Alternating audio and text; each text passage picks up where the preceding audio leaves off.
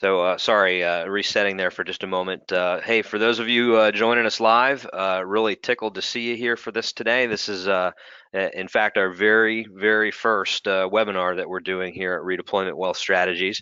And we've chosen as our topic, for our first topic, something that's kind of near and dear to all of our hearts, people in our tribe who serve long enough to retire, all about basically taking some of the stress and some of the anxiety out of some of the financial decisions that tie some of us in knots when we get ready to retire.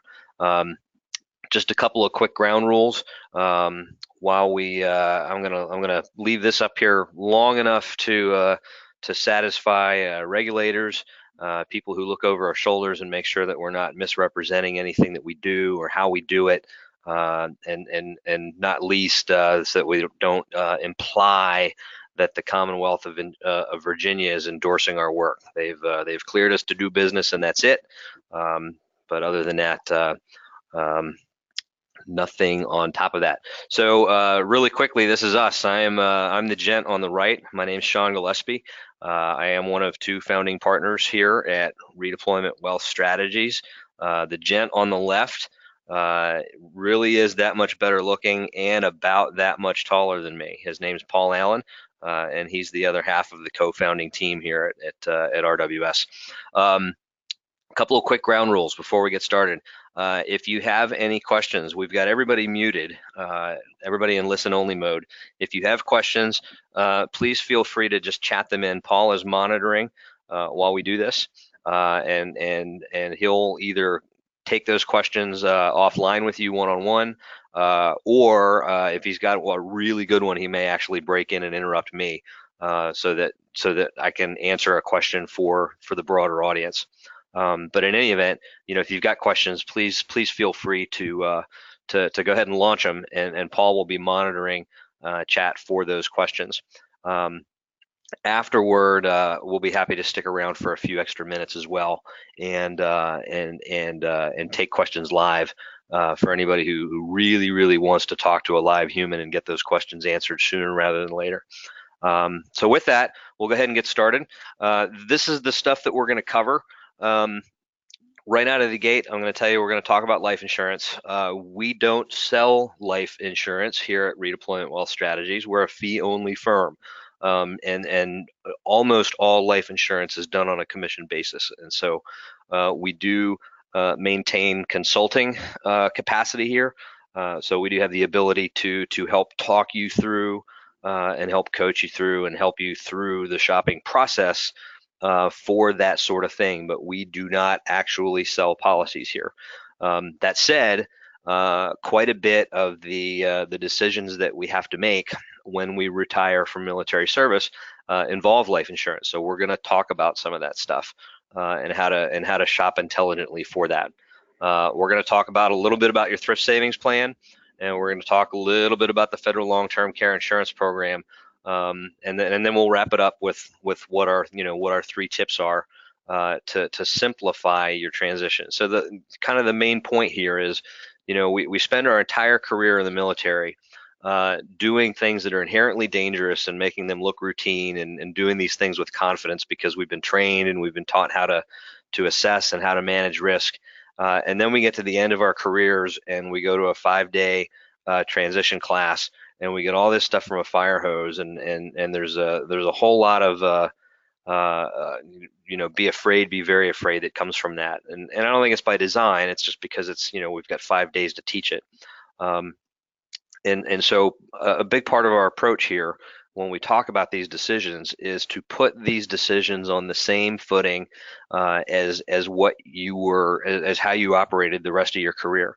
You made decisions about risk your entire career with confidence, and it was an earned confidence because you learned a thing or two about these things before you started making these decisions, and so that's the footing that we're trying to put these decisions on as you approach your retirement. Okay, so really quick, whether it's life insurance or investments or long-term care or any of that other stuff, we think that all of these decisions should be made within the context of a holistic plan, and that it ought to look something like this, that all these parts of the plan should fit together, neatly, efficiently, and that all these parts of these plans should also fit you.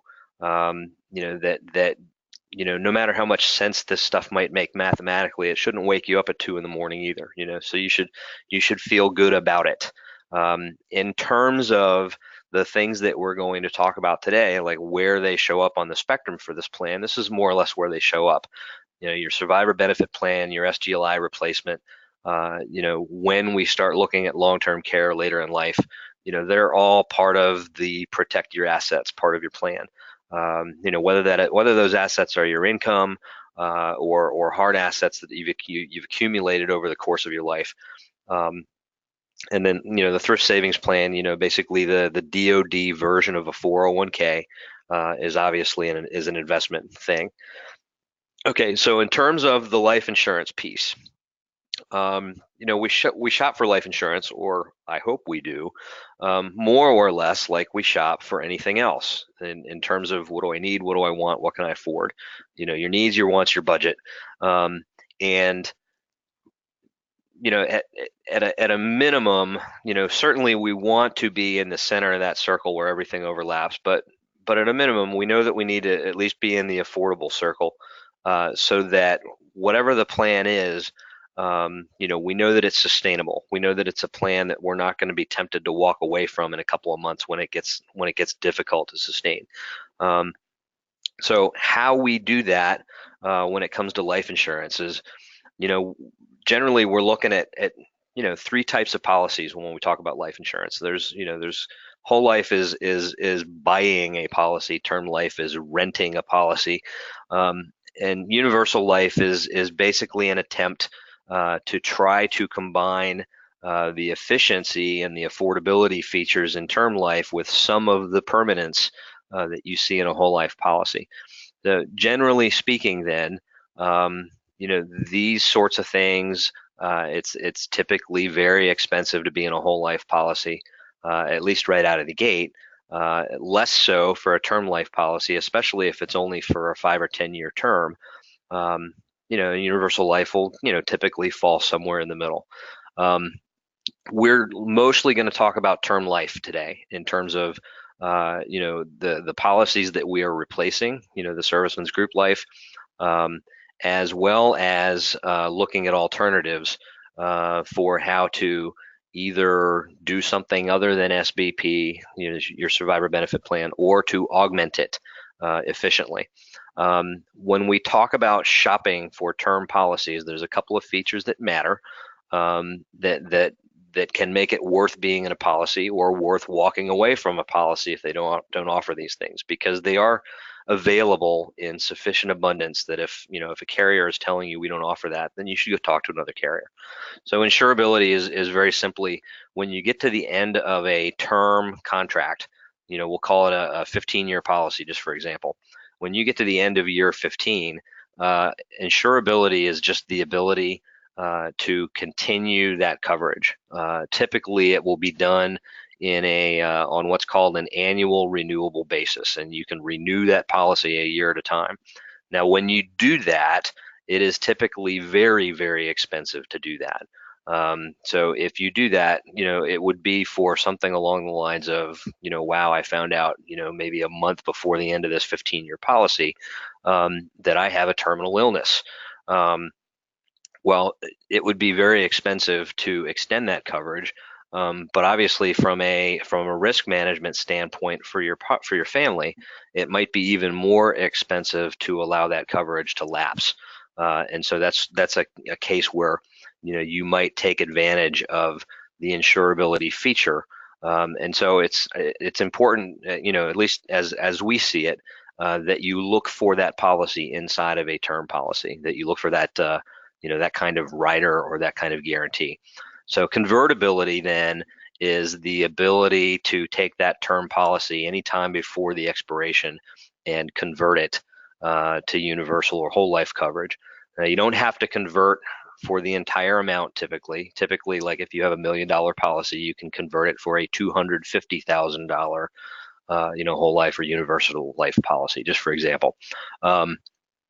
And specifically, what we're talking about is most companies worth their salt will offer a convertibility feature without underwriting. They will offer you whatever health class you were assessed as. Let's say you did this at age 42 and you're converting it at age 54. They'll basically give you credit for however healthy, whatever you weighed when you were age 42. And the only new thing that you'll be paying for when you make the conversion decision is your age. So that's something that's fairly inescapable in life insurance. Most policies we pay for our age, especially any kind of individually owned policy. So that's just a really quick review of some of the features to look for when we shop for private insurance policies, and it'll become clear here over the next couple of slides why we're looking at those sorts of things. So your first decision that you're making, whether you make a decision or not, even by not deciding, you're deciding. When it comes to replacing your SGLI, you cannot take your SGLI with you when you separate from the service. It's a great policy. For something like $29 a month, you can get covered for $400,000 of a death benefit, just by saying you want the coverage. You don't have to go through any underwriting, so that's basically a quick medical exam, a look at your family medical history, typically a little bit of blood and a little bit of urine to get sent to the lab, partly to just to make sure that you're being truthful when you fill out this application, but also to get an idea if there's anything going on that you maybe don't know about yet health-wise, that would represent an undue risk for the insurance company. So when you're doing SGLI, which by the way is available to you through the federal government, through the Department of Defense, but underwritten by Prudential, just, oh, by the way, but you belong to this very, very young, very healthy pool of insured people. Something like half of the Department of Defense is under the age of like 22 or 23 or 25 or something like that. A significant number of people employed in uniform by the Department of Defense. For a lot of those folks, the closest thing that any of those folks have to any kind of real mortal threat is a 96-hour Liberty Pass. As they get more miles on them, as more tread comes off the tires, and either an accumulation of bad habits or just age taking its toll, then that gets to be more of a problem. Now, you get to the end of your career, you do have the ability to automatically convert your SGLI to VGLI. So VGLI is also, Veterans Group Life is also underwritten by Prudential. And just like SGLI, you can have the coverage just by telling in this case, the Veterans Administration, I would like to automatically convert. You can do that up to 120 days after you separate or retire. Now, the difference is, though you do not have the underwriting, because you are now a member of an older, less healthy pool of insured persons, you're looking at premiums that are going to be substantially larger. So at a minimum, if you're retirement age, you're going to be at least in the 35 to 39 year bracket, and your premium is north of $50 a month. It starts pushing up closer to like $70 a month in your early 40s, near 100, and then over 100, and your premium is going to automatically go up every 5 years the longer you keep this coverage. So what we find here is the no underwriting piece and the guarantee of coverage is nice, but it's a two-edged blade. For the vast majority of us, we were healthy enough to serve for 20 or more years. And what it means then is that if we were to undergo underwriting for a private policy, there's a pretty decent chance that we would be able to qualify for lower premiums and in a lot of cases, premiums that would not rise over the course of a 15 or 20-year policy, just for example. So so just one quick little diversion here. You do have the ability to auto convert to a privately owned policy without underwriting, but in the vast majority of those cases, that converted policy must be a whole life policy. And so, quick reminder, those are the Cadillac policies, and you pay for the Cadillac in that event. Prudential or any of the other carriers who offer that. There's a number of carriers who offer those private converted policies, and the link there is in the lower right corner of the slide, to give you an idea. What state by state, which companies offer these policies. They would be thrilled to write you a whole life policy, for anywhere up to the $400,000 and collect those premiums. Those premiums are probably going to be larger than most of those monthly premiums for the VGLI that we saw in the previous slide. All right, so I don't want to anchor there. I just want to point out that you do have an ability to convert into a private policy without underwriting, but that it is likely going to be very, very expensive and in a permanent fashion.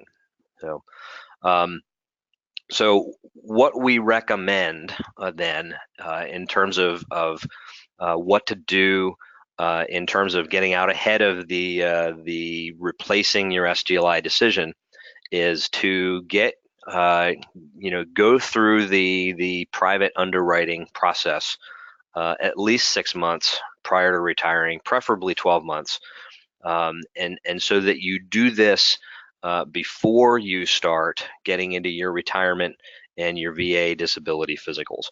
And the reason for this is so that you get this underwriting done, and the underwriting process is going to go into medical history, but it's not going to go especially as deep as your disability physicals. And so a really good example is a disability physical, where they're going to try and make sure that you take advantage of every VA benefit that's available to you. And so a typical question that they're going to ask us dudes over the age of 40 is, do you snore? And so if you do, and there's a decent chance that you do, then they're going to send you for basically a sleep analysis and evaluate you for sleep apnea. If you're 40 and male, you've already satisfied 2 of the 3 most common demographics for people with sleep apnea, and the third is anybody who's overweight. But 40 and male, you really can't fix. So even if you're in really, really good health, there's a pretty decent chance that you've got sleep apnea anyway. So you go through one of these evaluations, and they find out, hey, you snore, and so here's your here's your CPAP to help you breathe at night, to make sure that you breathe at night, which is great. And this will be funded as part of your VA disability benefit. But you also, for underwriting purposes, just became a pack-a-day smoker. And so whatever private insurance you haven't applied for yet, you're going to have to disclose that when you go through the underwriting process. And so this is why we recommend you do this prior to going through your retirement processes. Do this 6 to 12 months before you start, and then approach this as part of that holistic plan that we talked about at the beginning of the talk here, where it fits into all of the other elements of what you're doing. Okay, the other piece then is you don't have to just do term insurance. You can do term insurance for more temporary needs. For example, hey, enough to cover us until we get all of our kids through school, and then maybe less when it's just you and your spouse. Okay, so it's not a all one or all the other kind of thing when you come to shopping for your doing your life insurance planning. You can do a combination of the two to figure out what makes you most efficient in the short term, as well as covering you for the long term as well. Okay, now. So we did SGLI first because that's a very simple life insurance decision. Survivor benefit plan is for, the way we look at it is another life insurance plan. It's a life insurance decision.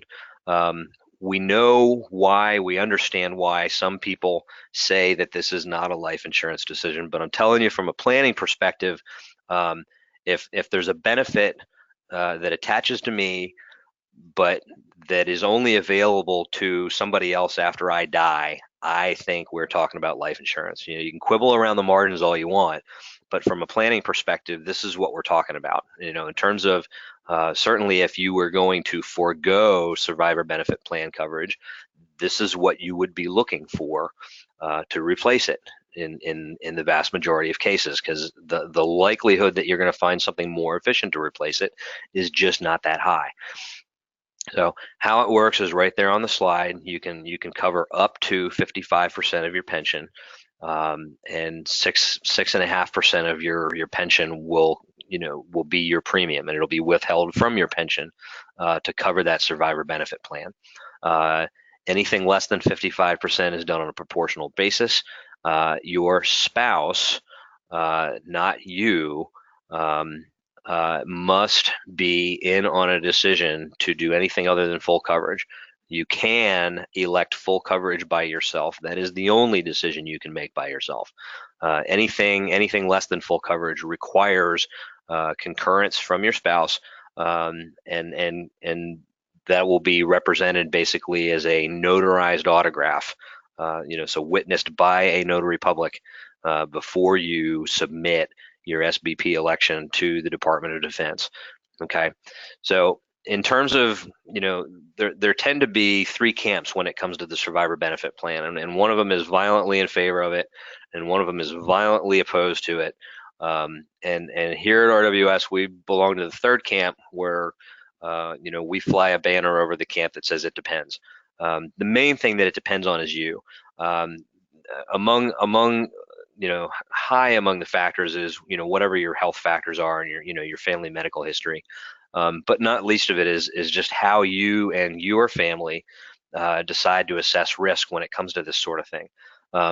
So in terms of advantages and disadvantages to SBP, so the biggest, one of the biggest advantages is there's no underwriting. It's just like VGLI conversion. If you decide you want it, you get it. All right. The piece about the spouse electing the coverage, we view that as a strength, specifically because of the history of the program.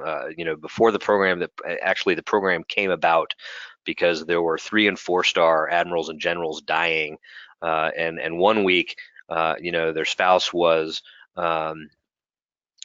living with a personal staff and a great pension and all that stuff, and a week later, because all the 3- and 4-star guys were dudes, 75 years ago, because dad checked out without having done any kind of planning for his departure, a week later, she was figuring out which one of her kids she was going to move in with. Your premiums for SBP, they are tax deductible. So the premiums that get withheld from your retirement, from your pension, on your income tax is reflected with that withholding, because your pension is automatically indexed every year for inflation. Your death benefit, in the event of your death, enjoys that same protection. You don't get that in too many private policies. I'm actually not aware of any private policies that offer that. So that's a big plus for SBP. If your beneficiaries predecease you, your premiums stop automatically. You don't have to jump through any hoops to get them stopped. Last, and probably one of the most powerful benefits for SBP is that part of the changes that were made in 2010 is that after paying premiums for 30 years, the premiums stop and the coverage stays in place forever. Okay. In terms of some disadvantages, just like we discussed with VGLI, no underwriting is a two-edged blade. If you are healthy enough to serve for 20 or 30 years, there's a pretty decent chance that you are healthy enough to find coverage that will be more efficient for that. Now, for how long it will be in place is another matter. So that the permanence of the SBP is a big plus for it. One of the cons to having your premiums be tax deductible is now your death benefit is taxable income for your spouse. The very restrictive beneficiary designation, I mean, in the vast majority of cases, it is your spouse, period. You can cover children, but typically only up to age 23 and typically only if they're full-time students. You can cover an adult child with special needs. It typically costs a little bit more to do that. You can cover a dependent parent with your SBP benefit. That also tends to be more expensive. Oh, by the way, with SBP, if the beneficiaries predecease you, though you don't have to jump through a lot of hoops to get the premiums to stop, the other thing is that you don't have the ability to transfer that coverage. With private coverage, if you decide that you want to keep the coverage in place, you can do that. And finally, the only payout option for SBP is annuitized, basically a monthly continuation of your pension at that 55%, or less, whatever it is you elected. All right, and so these are the main pieces in terms of what we see as the main pros and the main cons, for how to do that. Okay. This is just a quick side-by-side policy then of survivor benefit versus private policies. So we're not going to anchor here. We are going to highlight one or two things here.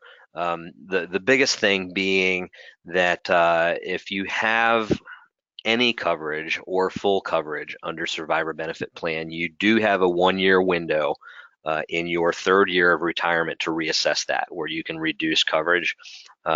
Same requirements, you have to have concurrence from your spouse. But then once you get to 36 months past retirement, that coverage is locked in, and so you do not have the ability to discontinue coverage, right? But it's an important feature, and it leans into our recommendations when it comes to SBP. In terms of how to assess the life insurance piece, it's exactly how you approach it for VGLI, because it's the same kind of consideration. It's a life insurance issue. It's a life insurance planning issue. So 6 to 12 months out, go through, do your needs analysis, figure out what are your needs and your wants and your budget on the life insurance front, and then go through the underwriting process. Investigate, what's available to you. It doesn't lock you into buying. You can always say, well, thank you for the offer of coverage, but we've decided not to do it.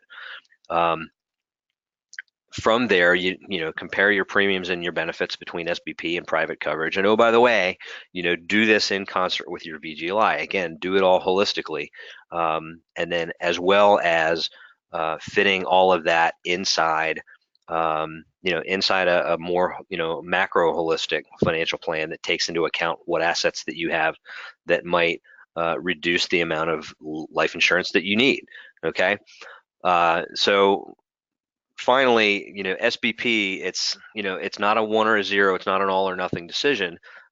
You can do, you may find, for example, that you want the full SBP coverage, but it doesn't give you all the coverage that you need. All right. So you don't have to do this as all one or all the other kind of thing. And last but not least, by no means least, if you have the just a hint of a doubt about how to do this, and it's time to make your decision because you're retiring, next month or next week, take the full coverage. Because you have that window 2 years downstream, you have a 1-year window 2 years after you retire, you can revisit this, but if you don't take the full coverage, or if you don't take any coverage now, you don't have the ability to increase it later. So you can only decrease your coverage. Any decrease in coverage that you accept, either at retirement or in that 1-year window, will be permanent. You do not have the ability to change your mind and decide you want more coverage. Okay. One quick little caveat for our reservists. All right. So, we talked about how we've got this banner flying over our camp that says it depends, and it's nice because it means we can talk to the people in the other 2 camps, and they don't talk to each other, but we can talk to both of them. For the reserves, we actually think there's a correct answer for how to do this. Because when you transfer to the retired list, your retired pay isn't going to start right away. But you are going to make an SBP election. That election is not going to cost you anything. The SBP premiums start when your retired pay starts, and so for the reserves, for the reservists, you're going to make one decision when you retire, and then you're going to make another decision when your retired pay starts. So around about age 59, the year prior to your 60th birthday, you'll start doing paperwork for your retired pay to start, and you're going to get another bite at this apple. And so because of that, strongly believe that the correct answer for reservists who are getting to retire is full coverage. When you come around to age 59 and a half, and you start doing this paperwork, then I think you just go back to exactly the way we've described it up until now. Okay, so that's SBP in a nutshell. We're gonna keep it moving along here. The last couple of topics we actually cover fairly quickly, but so TSP. Just really quickly, I mean, this is, anytime we invest in anything, inside any 401k or an IRA or anything like that, we invest for the returns, and they matter. The difference between a 6% and an 8% and a 10% return matters. And oh, by the way, the time matters quite a bit as well. And so, what assets, you choose matter. The assets, the returns that you see are going to be directly linked to what kind of assets you select. Here's the problem. We invest for returns, but we don't control them. We only control taxes, costs, and risk. All right. Now, how this relates to Thrift Savings Plan is this. When you tell people who do what Paul and I do for a living that you're getting ready to retire from the service, there's a pretty decent chance that you're going to get asked if you've got a TSP balance. There's a wide swath in the financial services industry that makes a very good living convincing people to roll over a 401k balance. Anytime you leave an employer, you are eligible to roll that over into an IRA. And people who do what we do may do some fast talking to convince you to roll your balance out of your TSP into some IRA that they manage that promise, some sort of benefit. Here's the problem. We only control cost, risk, and taxes. And by virtue of the decisions that you make inside your TSP, you can control all three of those things there. All right. You control your risk by which funds you select, how you allocate stuff inside your TSP, and the funds that are available in TSP give you access to the vast majority of the asset classes and the actual assets that are available on the publicly traded stock and bond markets. And your expenses are almost zero, right? And so the point to the expenses is, every internal expense to any kind of investment account, whether it's 401k or an IRA or anything else, your internal expenses by definition are eating your returns. They are reducing your returns and reducing those returns in a compounded fashion. And so, our take on it is that you really ought to have a seriously compelling reason to get out of your TSP. The likelihood that you can find that compelling reason that there's something that you need to do and that you need to do it right now, we believe is exceptionally small at RWS. And so now what this doesn't mean is, it doesn't mean you can't deal with an advisor, and we'll talk about why you might want to do that here in a second. But what it does mean is that you don't have to roll over your TSP to work with an advisor, and so we're going to give you some alternatives for how to do that. In terms of why you would maybe want to consult with an advisor. So this guy here, his name is Jan van Hoyen. He looks like one of the guys on the Dutch Masters cigar boxes. And the reason for that is because he literally was one of the Dutch Masters. He was one of the most prolific watercolor painters. He left like more than 1,000 pieces behind when he died. Now, the reason that he was so prolific was because he was one of the last people holding the bag when the first recorded speculative bubble popped in 1637. That speculative bubble was for tulip bulbs, believe it or not. And he was one of the guys, one of the last guys in late 1636, early 1637, and then the bottom fell out of that when people said, "Holy heck, these are just tulip bulbs." And he spent the next 17 years of his life painting to try to make good on the debts that he was holding as a result of that, and he still died $200,000 in debt. All right. Now, today's market isn't tulips. It's all kinds of other different things. It's oil, it's double-digit inflation, it's the single biggest stock market drop, one day stock market drop in history in 1987. It was the tulips in the year 2000 was tech. The tulips in the year 2008 was housing. So, our case for an advisor, we wouldn't be doing this if we didn't believe it mattered. Van Hoyen didn't understand the difference between gambling and investing. All right. An advisor does understand these things, and in terms of what we do as we help our clients is we figure out those things. The technical pieces, the allocation, the diversification, the rebalancing, again, all of which you can do inside your TSP. In terms of your jobs, and we both have jobs that we do together. If you don't fund the plan, you have more of a wish than you have a plan. Patience and discipline, we typically don't have a lot of trouble instilling in clients that come from the service like we did, and a little bit of faith. And we're not talking about a blind faith. We're talking about an informed faith. And just to give you an idea, that double-digit bear market that we looked at between 1968 and 1973 happened about the same time this was happening.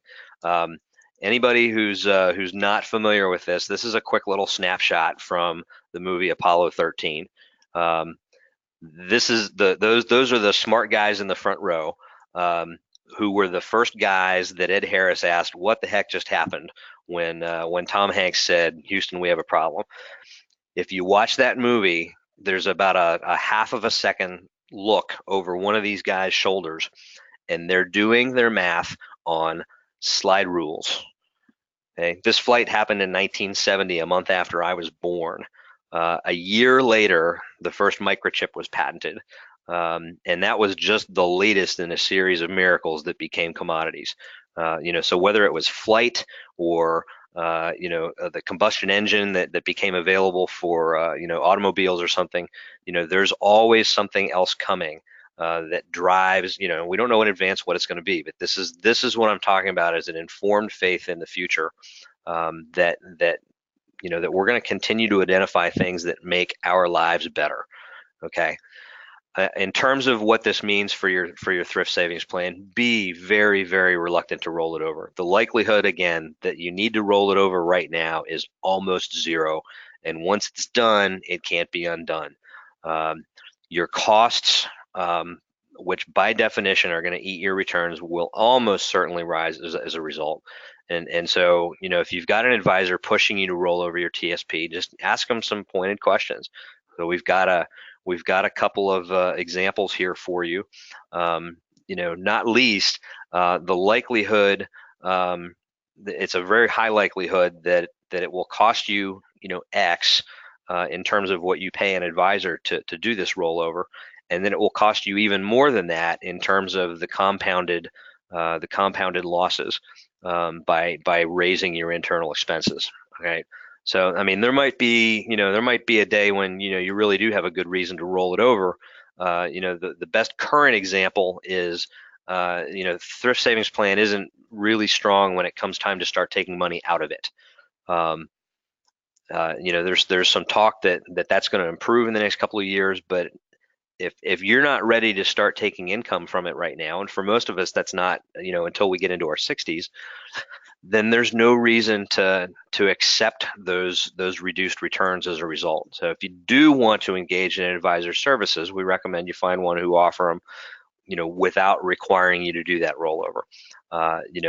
Hourly consultations and flat fees, paid out of your pocket, so that it costs you only what you pay, are just a couple of examples of how that can be done.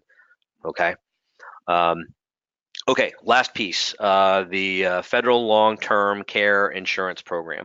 All right, so long-term care, we're talking about, later in life, when you begin having trouble performing, those, any of 6 ADLs. So typically, long-term care insurance will kick in when you have trouble with any 2 of 6. And so we're talking about eating, dressing yourself, getting in and out of bed, getting to the bathroom,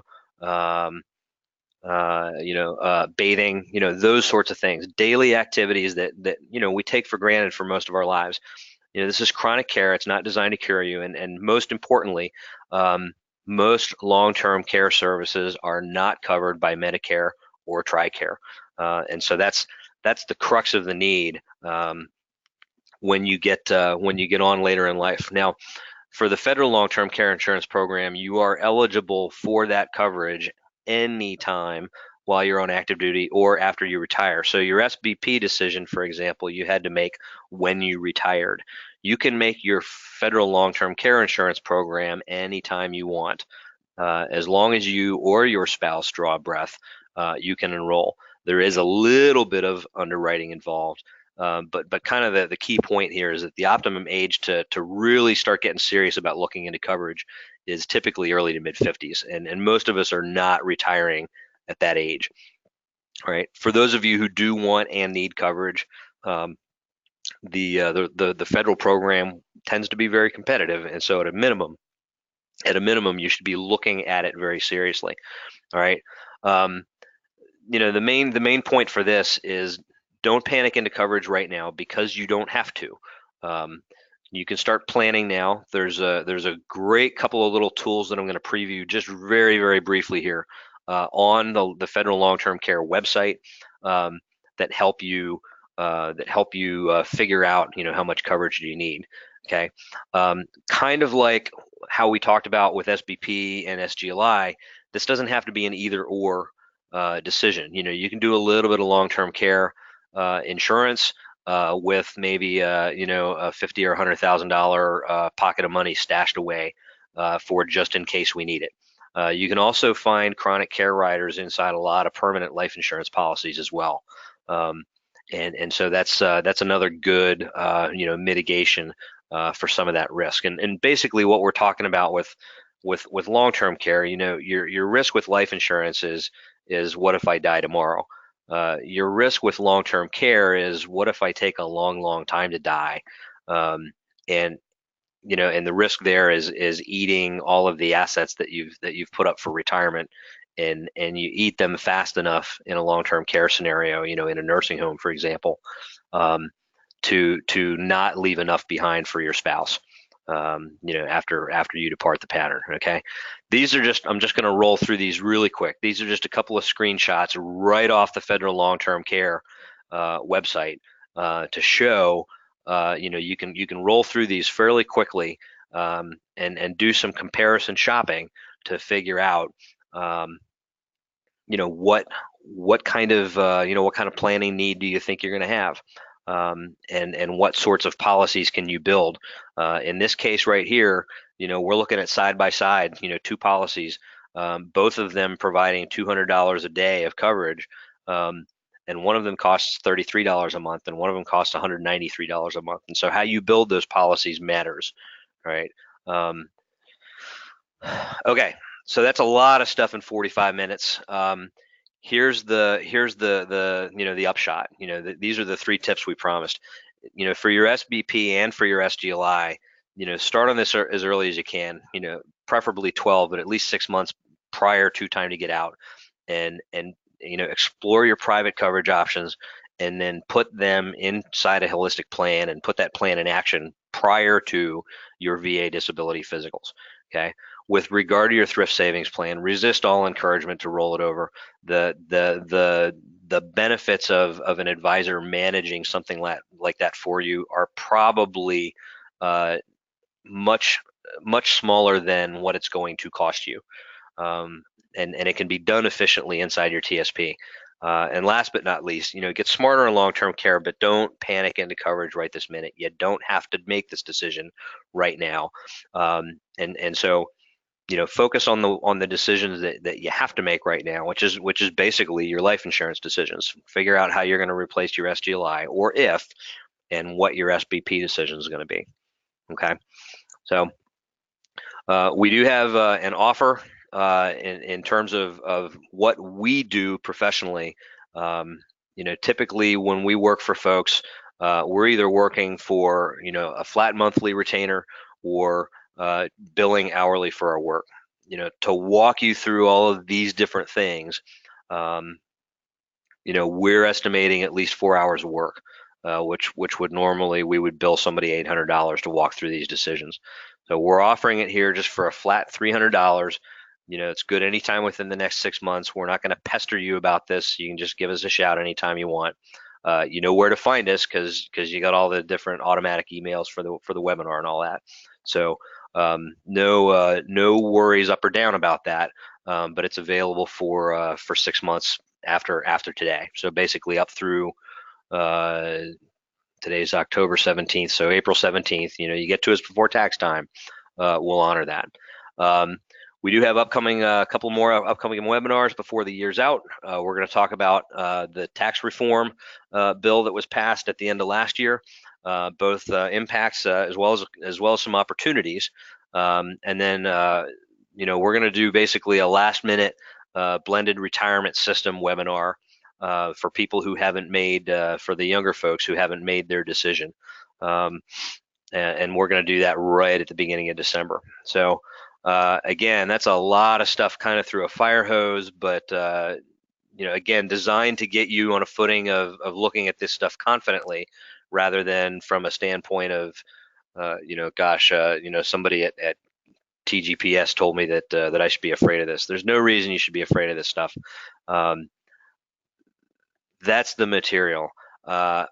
I'm here for questions. We can go ahead and unmute everybody if you've got them. If you want to chat a question in, we're good for that. But other than that, that's it. Again, thanks very much for attending. Really thrilled to see you here. We'll look forward to hearing from you whenever is good for you. And otherwise, that's it. So we're around for questions, and otherwise, that's all we've got for you. Again, thanks everybody.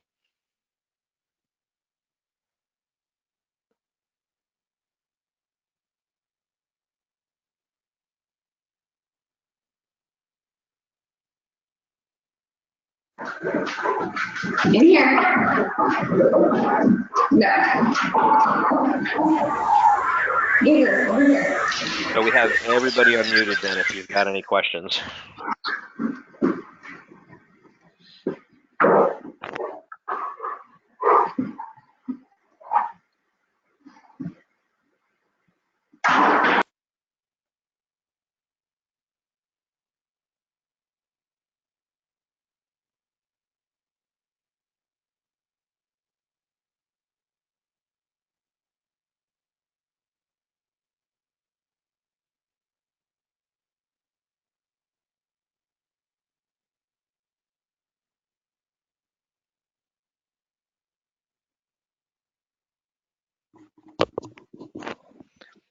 Hey, Paul, I see your question there, and I'll go ahead and I'll chat you an answer there. It's the short answer is it depends, and the longer answer is longer.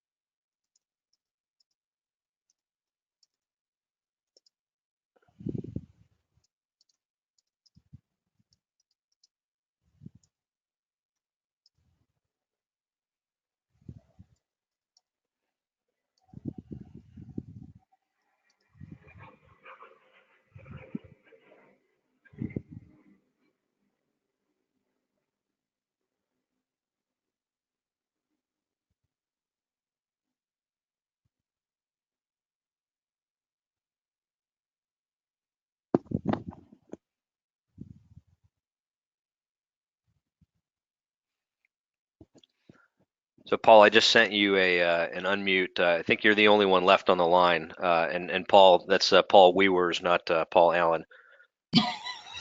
Yeah, I see your answer now. Yeah, yeah. So Paul Allen, I don't know if you saw Paul's question. His question was thoughts on rolling 401k money back into TSP. And so I started answering that in chat, and then I realized Paul was the only one left here. My cut is it's certainly not the worst idea ever. Obviously we can't do it with Roth stuff, but TSP does accept, I believe, rollovers from qualified plans for traditional balances. It just doesn't accept new contributions. Yeah, and I didn't realize that until about 3 or 4 months after I retired that you could do that. It doesn't make a lot of sense to do it unless you're changing to a different company or something to roll it, I don't think. But it's not like something you want to do once a year or anything. But if you change companies, it looks like it might make sense. So if you're rolling a 401k balance into there, yeah, I think it would make a lot of sense because the likelihood again is that your internal costs inside TSP are in the vast majority of cases going to be much lower than they are for for a private 401k plan, through your employer, for example. And likewise, lower than they would be in just about any IRA you could get into also. Yes. So That makes sense. Paul Allen, if you've got any additional thoughts on that, that was my first off the cuff there.